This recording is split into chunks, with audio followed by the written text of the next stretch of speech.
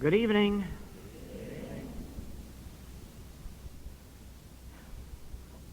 We're talking tonight on the subject of our tape groups.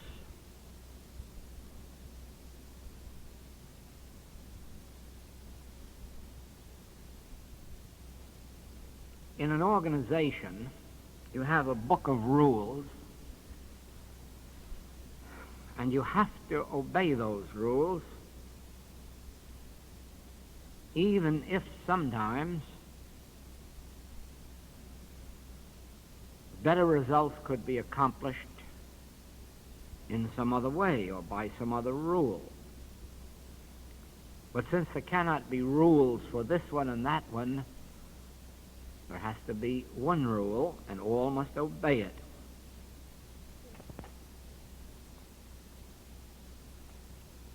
In our work, where we are not organized in that sense of living by rules, it is possible to have a minimum amount of rules and at the same time be flexible, so that there are occasions when the rules can be disobeyed.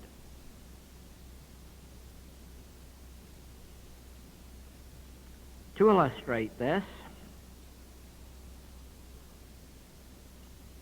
I have always suggested that in the conduct of our tape groups, that it be opened with a meditation, closed with a meditation, and no discussions.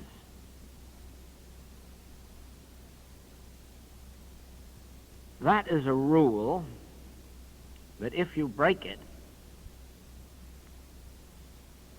it will not mean that you are disobeying me. It will just mean that you have no interest in a successful activity.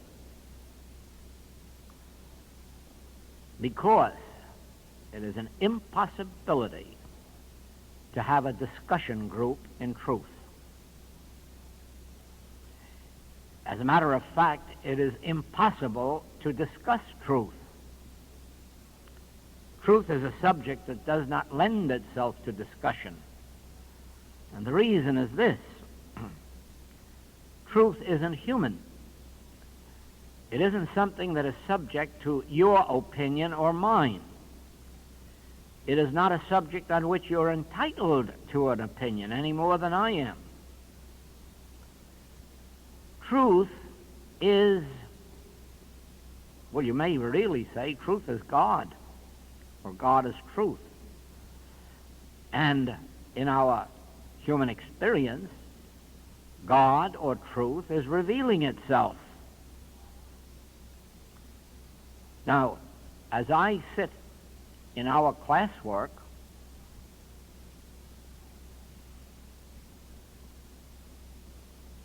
some of you do not realize this, but there are times when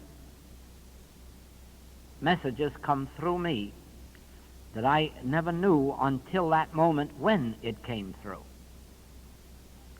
We had an experience of that kind last week when I was on the platform in Portland, and a whole new principle came through of which I've never heard before. And I had to sit there listening to it coming through my lips. And since then, several of us have witnessed wonderful fruitage from that message. And that message was not subject to discussion. It was not subject to your opinion or mine. If you had heard it, probably it would have sounded strange to you, and you'd love to have discussed it with me. Well, there's nothing to discuss because I had nothing to do with it and no opinion about it. Truth coming through does not lend itself to discussion. There are many, many principles in the infinite way, and not one of them lend themselves to discussion. I myself would never discuss a single one of them with anyone. I state them. You take them or leave them. But I will have no discussion. The reason is that from the beginning of my work, the principles that have come through have proven practical, workable with me and with other students. And therefore, how can I accept any question about them?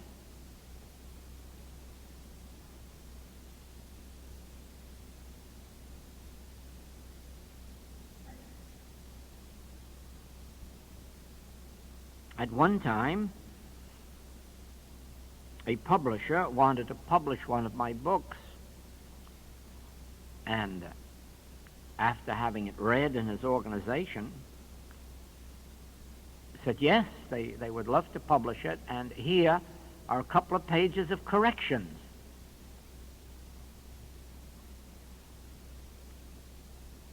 My answer was, I welcome them. Just tell me how many healings this corrector is responsible for and how many years they've been practicing, so that I will know that their corrections are better than my writings.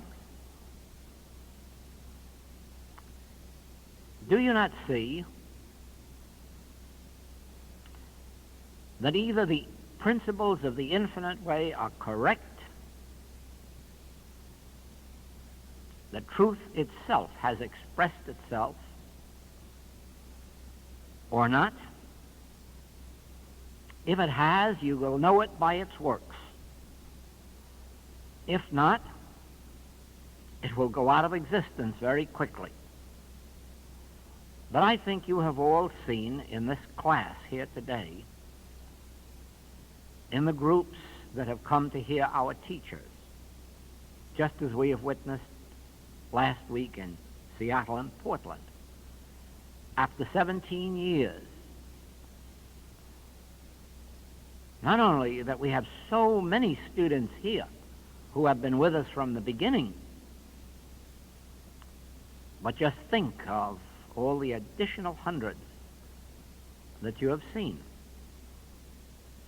And so, this message must stand not on what I think of it or what you think of it or what your hearers or students think of it, but on what it is. And therefore, if you permit a discussion on any of our tapes, you are permitting someone who has not had our years of healing work tell us that we haven't had those years of healing work. Therefore, I can prophesy. I won't forbid, but I can prophesy that those who have discussion groups will not be with us long. Those who permit discussions on this message will not be in the activity long.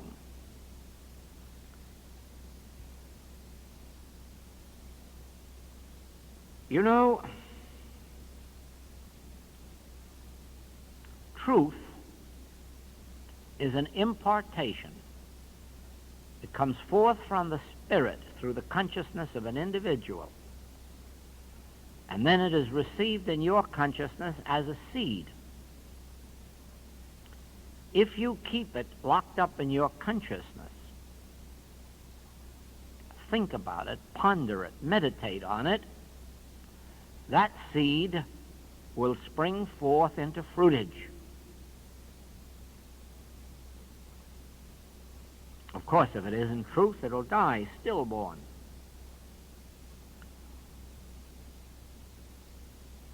It is for this reason that many of you know that I have never permitted in any class anyone to ask a question from the floor. You may write a question and place it up here, and I will gladly answer it. But no question from out there. Why? I'm not breaking the rhythm of the impartation through me to you. Nor am I going to break your receptivity, just so that somebody may have the floor of glory for a moment.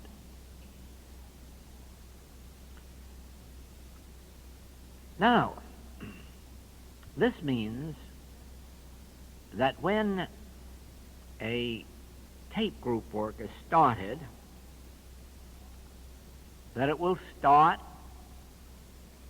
as a meeting preceded by a meditation, then the tape, followed by a meditation, and good night. No tea parties, no coffee clutches, no midnight snacks. Home to ponder what has been given.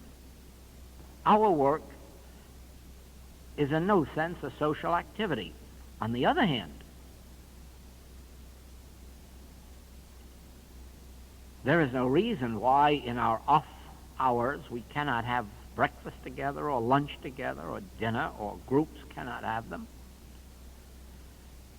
because that really makes for a harmonious relationship between all of us.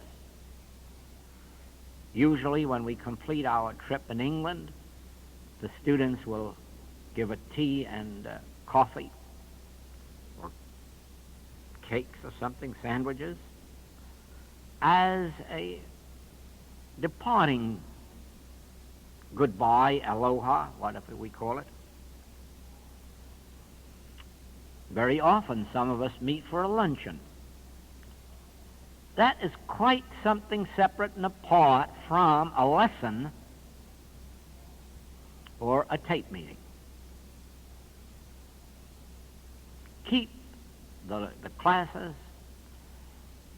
as free as possible from becoming discussions or coffee clutches.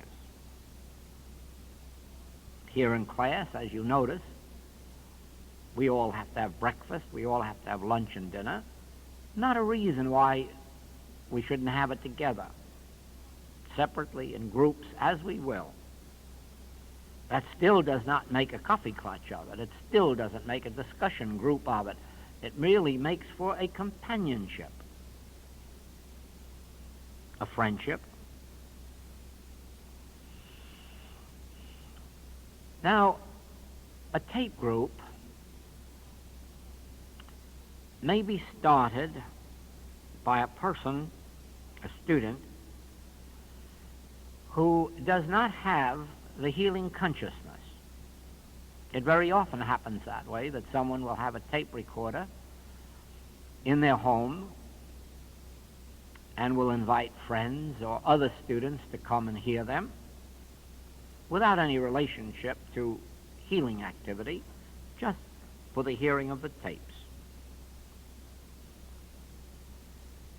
If the student conducting that tape group is seriously a student, eventually they will develop a healing consciousness. They will be hearing tapes, they will be reading the writings, maybe attending classes. Their consciousness will be so filled with truth that sooner or later somebody in their group will say, "Can't you give me help?" And you'll find it embarrassing to say, "No, I know all about this message, but I can't prove it. I can't demonstrate it." And so you'll find, as a rule, that as you continue with a tape group and you continue your studies, that a healing consciousness will develop. By this time, some of your group will ask about the monthly letter, and you will find it necessary to begin to teach the use of the letter. There are not too many people in the world who are actually students that can take that monthly letter and really know how to apply it to their daily living. They may read it and enjoy it. They may have an uplift from it. They may even have a healing from it. But they still do not grasp how to take these specific principles and work with them. And you'll notice in a year like this one, this entire year of 1964, the monthly letters are devoted to the healing ministry. By the end of this year, we'll have a complete textbook on infinite way healing. More specific, probably, than the infinite way itself, which merely states principles. Probably even more specific than the contemplative life, which I think is a wonderful textbook. But I'm sure the one that will be completed in 1964 will be better. There will be the specific principles and the use of them. And yet, in most cases, it will take someone who really understands the application of spiritual principles to teach members of their group how to study. And so that means that once a month or twice a month, there will have to be a session on teaching the letter. That, of course, would be an evening when there is no tape.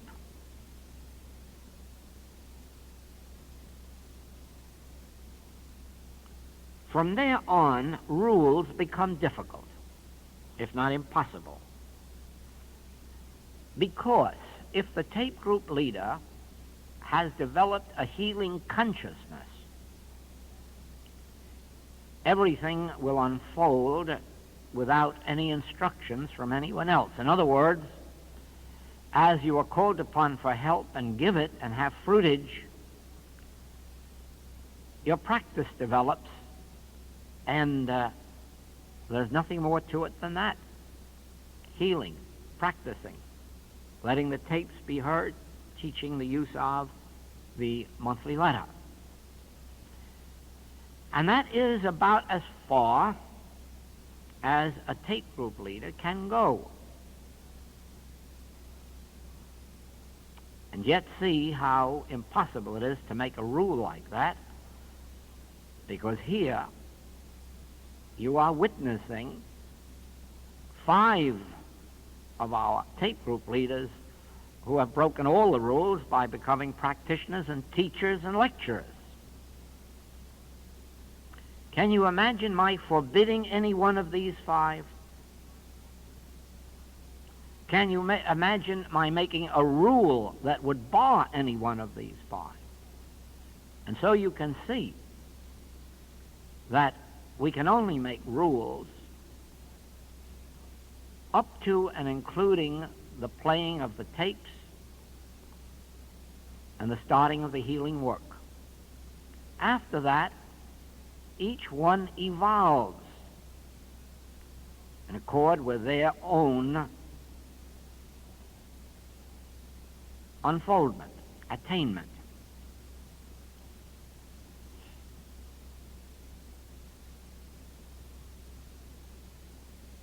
The one thing that I would like to make clear is this.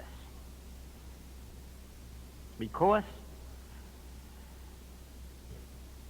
this illustrates the major revelation of the infinite way.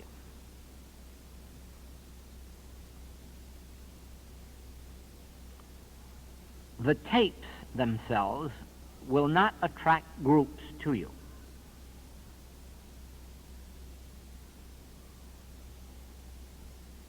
Many students have started tape groups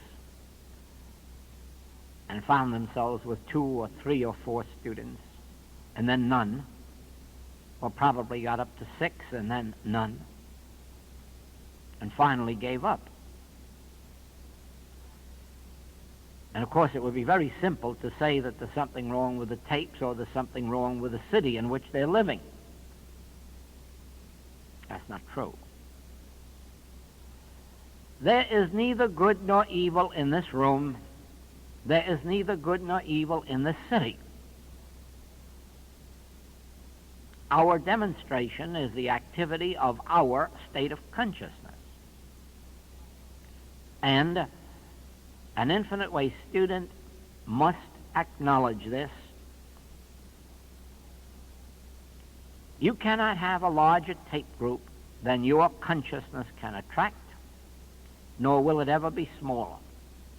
You cannot have a larger practice, healing practice, than your consciousness can take care of, nor will it ever be smaller than that, and it makes no difference what city you are in. You would be surprised how many times I was told in the early days of this work to stay away from Chicago because there's nobody there that wants metaphysics. You'd be surprised the things I've been told about Los Angeles and San Francisco and New York. I've even been told that after the first trip to London I would never go back the second time because nobody would pay for truth over there. Well, this is our 14th trip. You see, the city has nothing to do with it. The population has nothing to do with it. The tapes have nothing to do with it. The books have nothing to do with it. It is the consciousness of the individual. That's all. You take the consciousness of the individual away from these books and these tapes, and then all you have left is paper and print and tape. Consciousness is what does the work. And so it is, there are infinite way practitioners in small and medium-sized towns, and they have about as heavy a practice as they can take care of, and sometimes greater than they feel they want to take care of. And on the other hand, we have practitioners in large cities, and they wonder if anybody in the town is sick at all. No, the basic revelation of the infinite way is that the consciousness of the individual is the secret of life. And the degree of our spiritual attainment determines the degree of the outer unfoldment.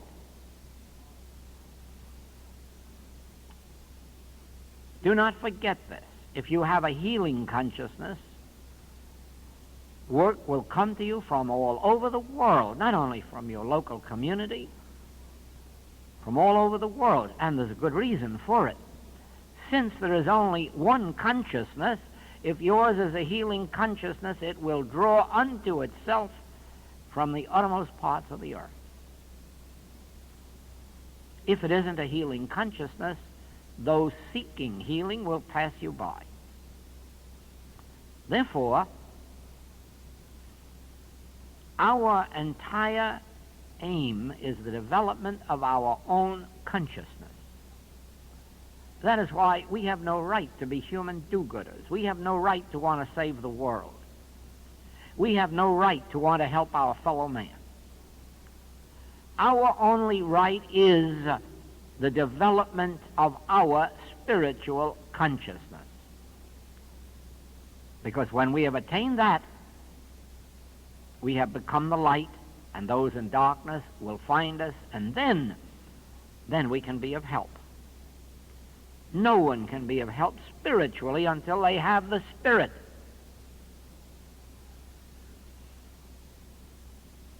Who would try to be a philanthropist before they had money? You can't give away what you haven't got. And you cannot share the Spirit of God until the Spirit of God is upon you, and then you can begin to share it in the measure of your attainment. We have all gone through the same experience of a very small practice in the beginning, and sometimes a very small income, and sometimes none. That is not a new experience for any of us who have had experience. But with study, meditation, with a dedication to the development of our consciousness, the practice grows, The student body grows, the income grows. All of the outer experience conforms to our state of consciousness. So it is that those who start tape groups and do not have the healing consciousness should be willing to serve those who come, regardless of how few, but should at the same time be preparing themselves for the higher attainments so that eventually they can start teaching the monthly lesson and then later go as much further as their consciousness will carry them. And be assured of this: no one can stop you. Be assured, if I made any rule that would in any wise stop the progress of any one of our teachers, they would go right on developing themselves, if not inside the infinite way, outside the infinite way, because you cannot control consciousness.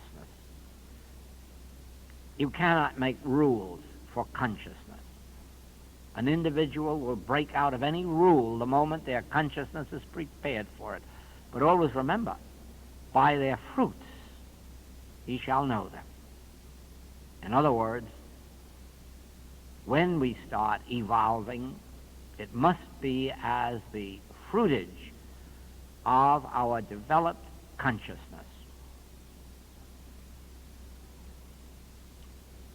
In our work, we take what is sometimes called a very narrow-minded view of things. Many times it has been said that Joel has a single-track mind, and I'm happy to plead guilty to it. I believe in the message of the infinite way and its principles, and I'm not interested in any other message. I'm not saying that there aren't other right messages, but they do not interest me. The principles of the infinite way satisfy me, and until I have a feeling of lack or limitation in them, I will be abiding in them. And so it is that very narrow-mindedly I tell our tape group leaders, teachers, and students there must be no literature and note tapes except the message of the infinite way, and no exceptions to that rule. Oh, I know how narrow-minded it is. I do. I know how single-tracked it is, but that's the way I am.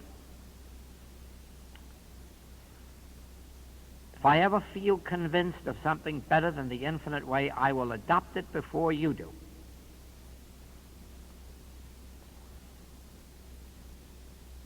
Let us then remember this. If students or patients come to us for infinite way healing or teaching, let us be very sure that that is all that we give them.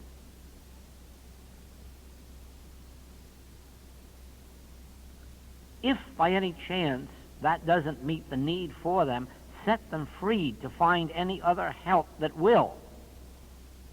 But do not try yourself to combine 2 or 3 or recommend 2 or 3.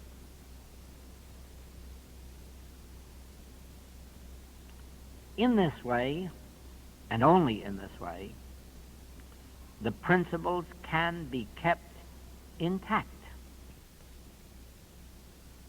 There are many people who misunderstand the rule on this subject in the Christian Science movement and who criticize them. Criticism is not justifiable. The rule is that no Christian Science practitioner should use any other textbook in their healing work. That's an intelligent rule. And as long as that practitioner is practicing Christian Science, there are the principles plainly stated. And when they can no longer work fruitfully with that, they have the right to seek further. No one has the right to take from us the privilege of seeking further, for further light and further wisdom. But while we are seeking and searching, we should not bring to our patient or student anything other than that of the banner under which we are sailing. I would never criticize an Infinite Way student, practitioner, or teacher that heard of or discovered some teaching that they wanted to investigate. I wouldn't put blinders on anybody. I'm too firm a believer in absolute, complete freedom. Search and seek as far as you like. But keep your searching and seeking to yourself until you have found something. Then sail under that banner. But do not confuse patients and students by introducing 2 or 3 different teachings to them. And do not let yourself be confused.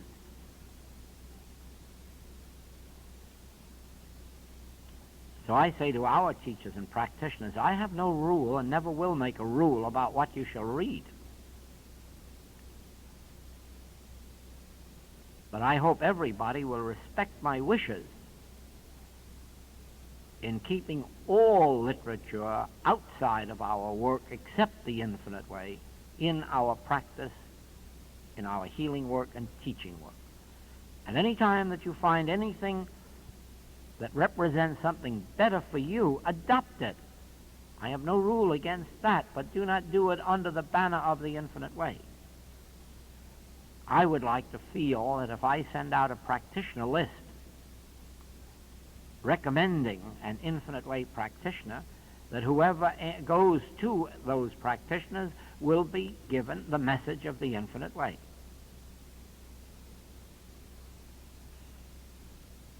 Do you not see how impossible it is to make any further rules than these?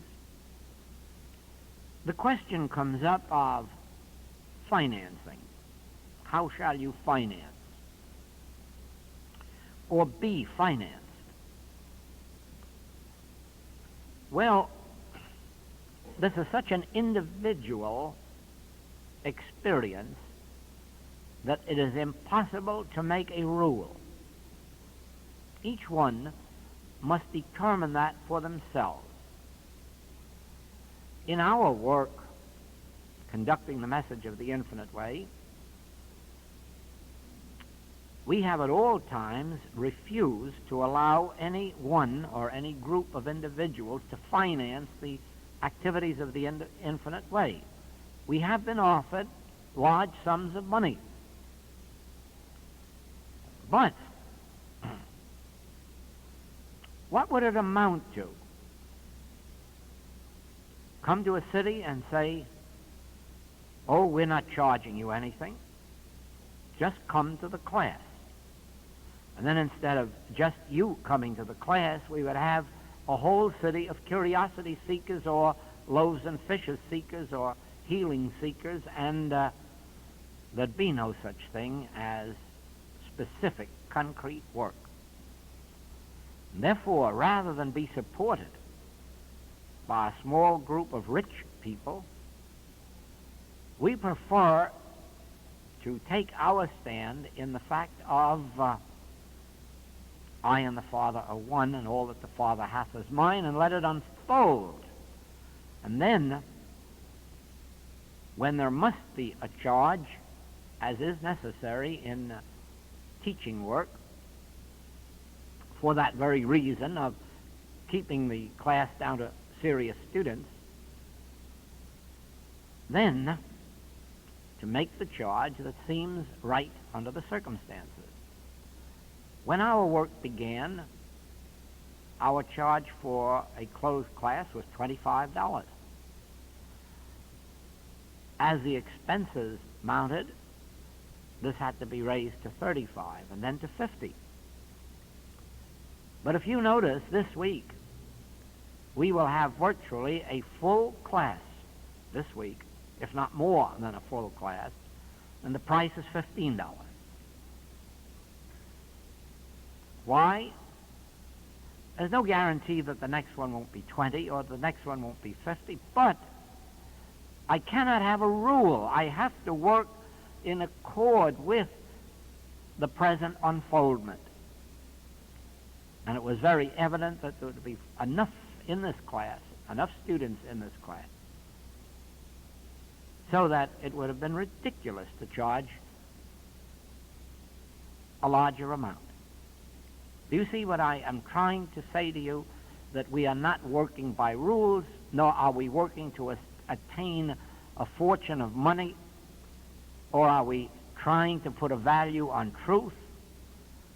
We are merely trying to keep the activity in such a way that we do not have a small group of rich people sitting at the right hand of God and all the rest beggars at the feet of the Master.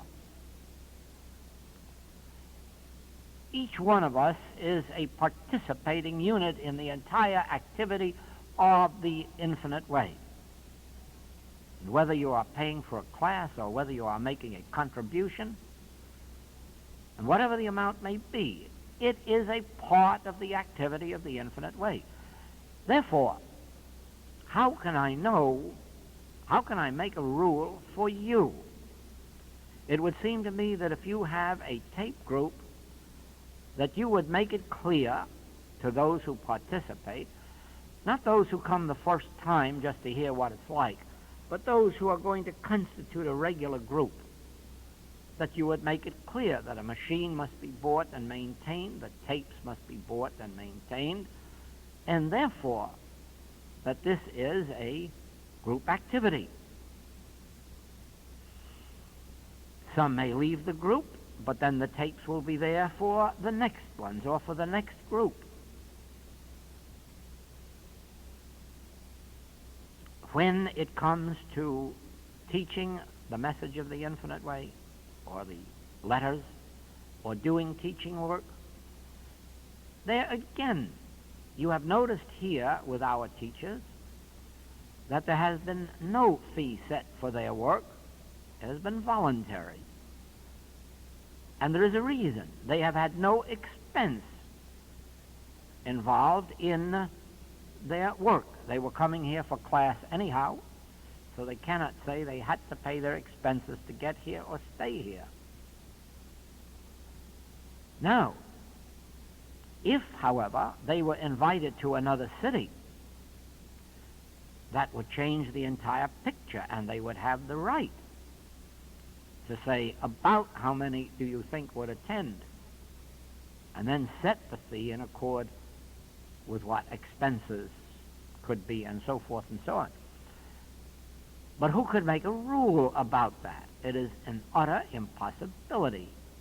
Each one will have to be guided by the spirit within them, and as long as they do not succumb to greed or avarice, the fees will be held to a moderate amount, and yet they will prove to be abundant.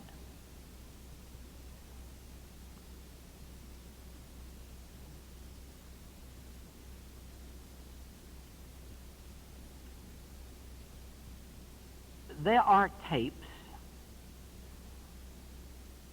that feature a great deal of meditation in them, which prove to be very satisfactory tapes, not only for the younger students, but occasionally for the older students to get back into an atmosphere of meditation.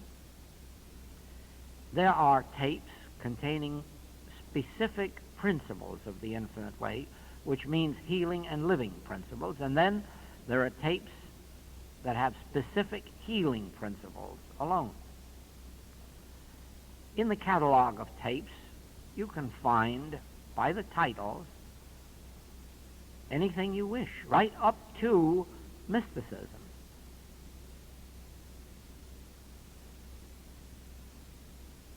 One thing that I urge on our students which tape group leaders must urge on their students is this.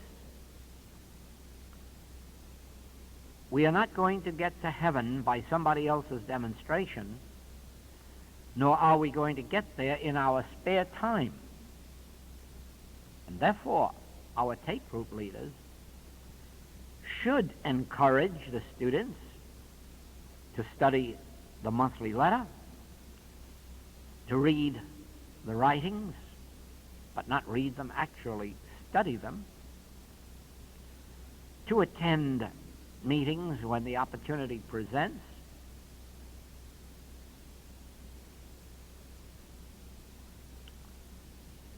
you yourself have discovered that you have had to work pretty hard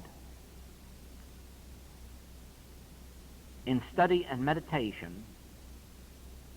You had to be very faithful in the attendance of classes and lectures to get to whatever state of consciousness you have attained. Now you know that. Nobody but you yourself knows what measure of dedication and devotion you have had to put into this message to arrive at where you are. Do you believe that anyone is going to do it in any other way or any easier way? And you know better. Therefore, if you have the real interest of the student at heart, the more you can make them realize the value of the study of the message in all of its forms. And certainly, as you know now, we have a wide variety of forms: the books, the tapes, the monthly letter, the parents and grandparents letter, the 17-week study course, the tape recording study course, the Bible study course. Well, now, lest someone may think that all of this is for my benefit and my enrichment, let me advise you to the contrary.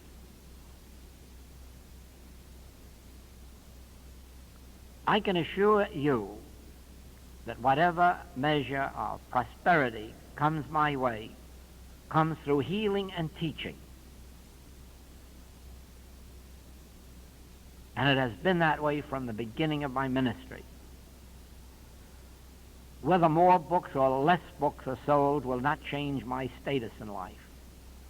Whether monthly letters are sold or not, or tapes, will not change my status. There is no commercial or mercenary attitude or action in the entire message of the infinite way. Those who know the amount that has been and is given without charge will know something about that.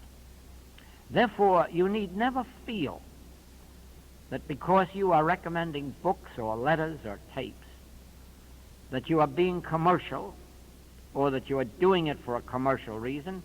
You are doing it for one reason only. You know the price that you have paid in study and meditation, and you know that no one is going to get it for any less.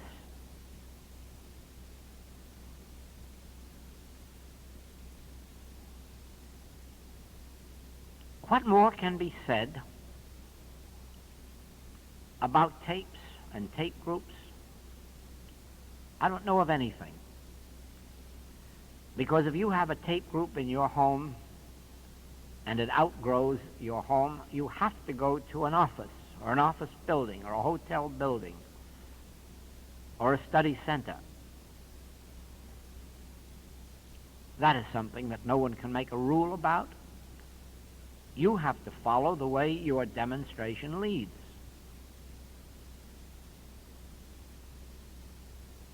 You and the group with which you work have to determine how the meetings are conducted.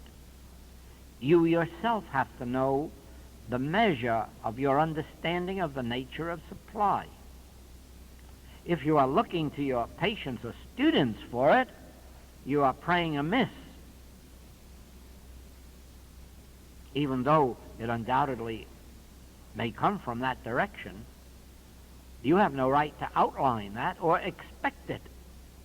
It is for this reason that in 35 years of a healing ministry, I have never set a price on healing work, have never sent out a bill or a statement, have never requested a fee. And believe me that in the years when I had nothing but a practice, no teaching work and no writings, the Spirit did provide abundantly, with 12 baskets full left over, after I had the experience that revealed the secret of supply. Before that, I suffered lack just as much as anybody else has, and limitation. And that's why I know that it is only as we realize a principle that we can demonstrate it. Knowing the principle, being able to recite it, will not demonstrate it for us. It is only when, in some moment, realization comes. From that moment on, the realization of some specific principle or the realization of the actual presence, something specific must take place, after which we can say, no weapon that is formed against me shall prosper.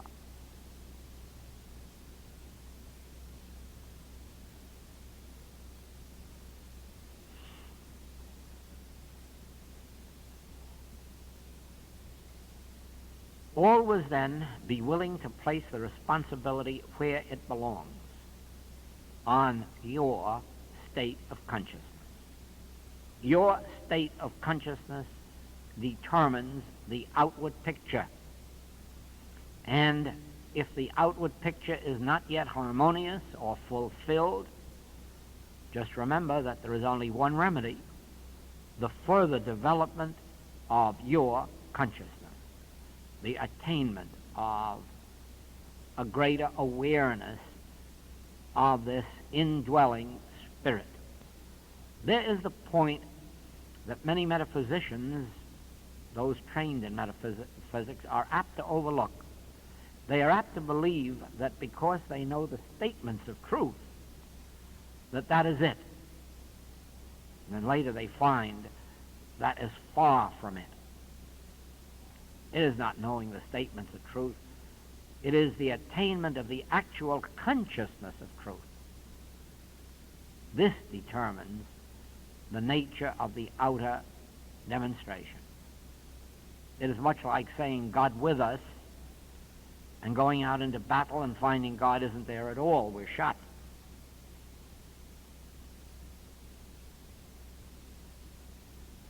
Reciting God with us, reciting omnipresence, reciting omnipotence, doesn't make it so, doesn't bring the experience to us. There must be the God experience. There must be the actual experience of the Christ. There must be the dawning in consciousness of the Spirit of God, the touch of God, the finger of God, the realization of God. It must be an experience before it can be lived. Otherwise, we're living on the husks of words, statements,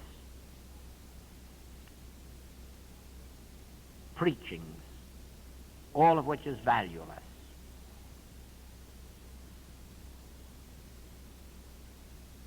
In our work, the measure of our success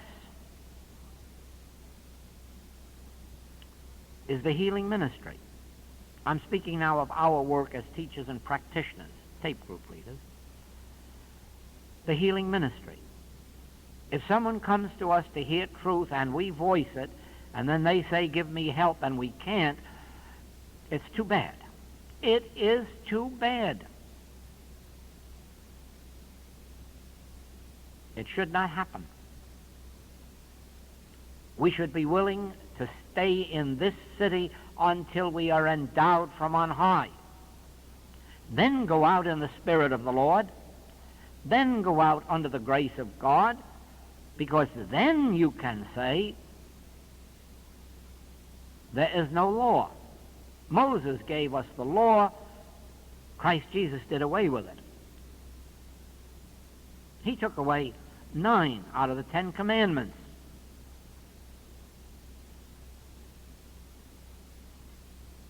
What need have we of law, and what fear have we of law when we are under grace?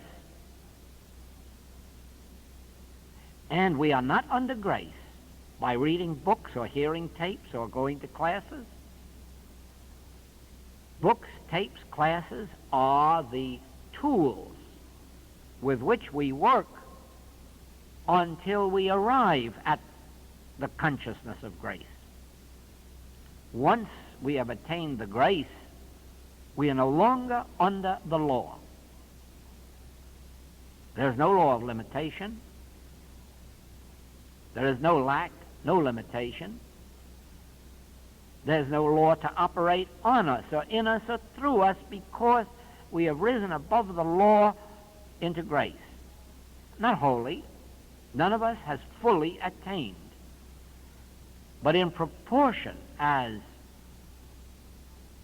the Spirit of God is upon us, do we come more and more under grace, and this means less and less under law.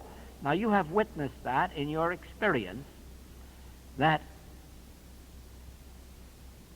we are certainly freer of the sins of the world and the diseases of the world and the false appetites of the world than the world itself. Nobody has made a rule for us that we shouldn't smoke or shouldn't drink.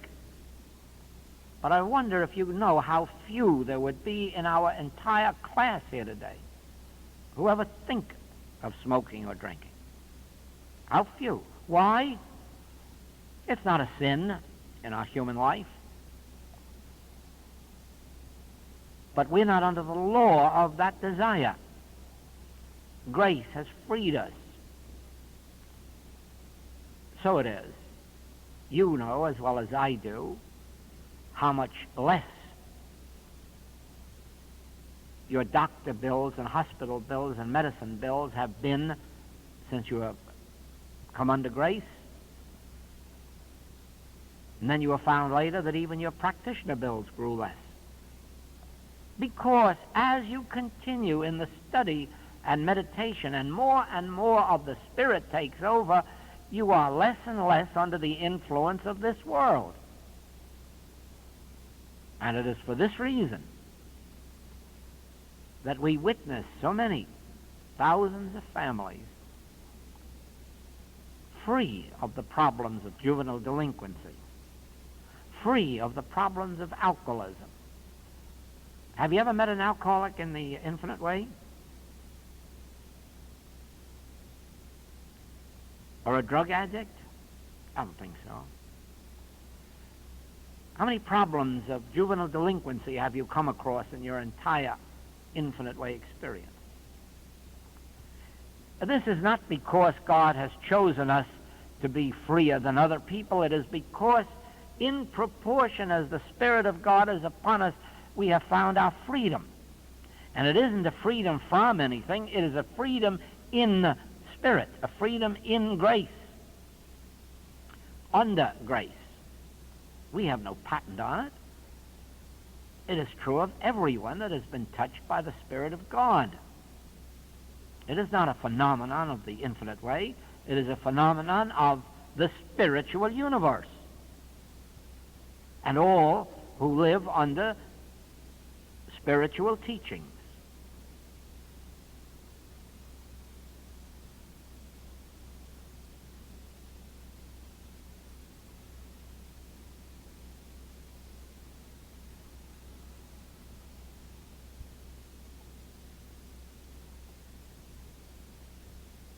Be guided by the Spirit. And then some of you will say, how do we know when it is the Spirit? And my answer is the fruitage. If you are having fruitage of a spiritual nature, of a constructive nature, of a positive nature, you're being guided. If the fruitage isn't there, you have right to question it. And the answer to that is study more, meditate more, go deeper and deeper into consciousness. And so just for a final word,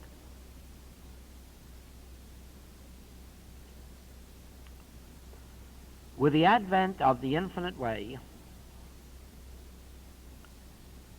for the first time in the known history of the world,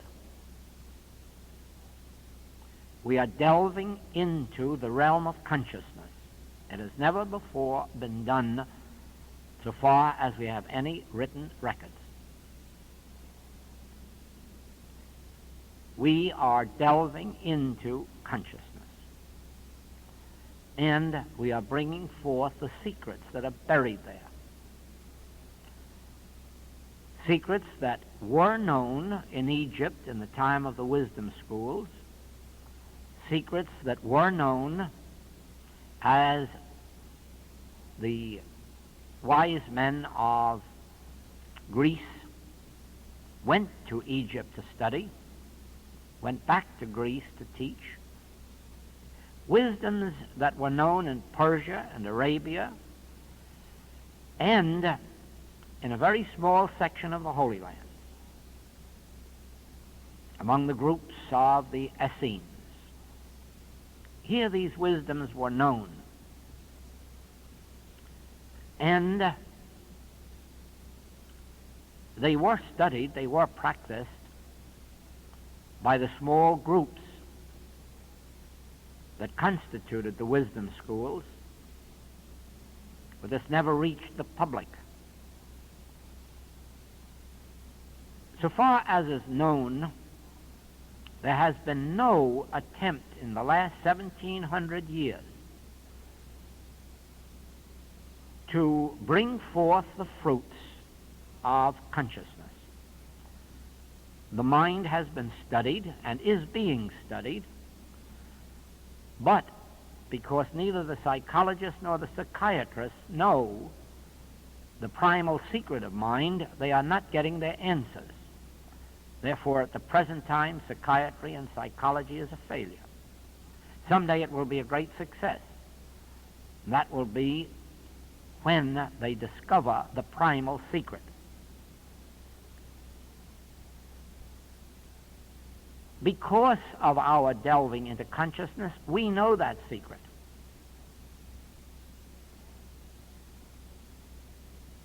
Because we are delving into consciousness, it is like being up 100,000 feet in the air and being able to look down and then study the clouds or the air or the atmosphere. From the heights, you can look down and learn. You cannot look up. That is why Darwin made the blunder that will forever brand his work as a failure with all of his good intents. You cannot measure a man from his body back to the seed and discover the secret of man, nor can you study the seed and carry it forward to the man and learn the secret of man, because the secret of man is in the invisible that formed the seed and then the man. And unless you can get back into the invisible, there is no way to know man.